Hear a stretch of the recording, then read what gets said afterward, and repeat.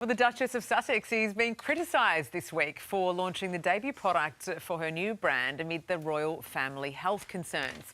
To discuss, we're joined by Daily Mirror Associate Editor Russell Myers. Rusty, good to see you. Meghan Markle under fire again. She's released a small run of handmade strawberry jam for her brand American Riviera Orchard. People are slamming the timing. Is it justified? Well, morning, Sarah. Well, what a scandal this is. I mean, you can't even make jam in the world without being labelled shameless and a grifter.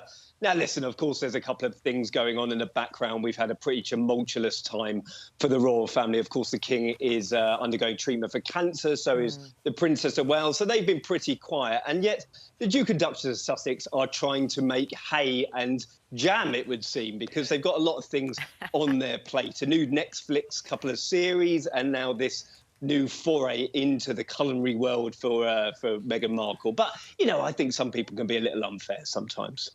Oh, no one's ever unfair.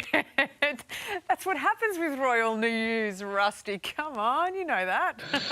Well, it is. I mean, listen, they can't do anything from right or wrong, can they? But what are they supposed to do? I suppose they've had a few years in the wilderness. It hasn't worked out too well for them on Netflix or Spotify, and maybe some of the jam making will find their fortune. But I'm not too sure it's going to take on the big boys just yet. All right, now we're just seeing pictures of them at the polo. They have been out and about, haven't they?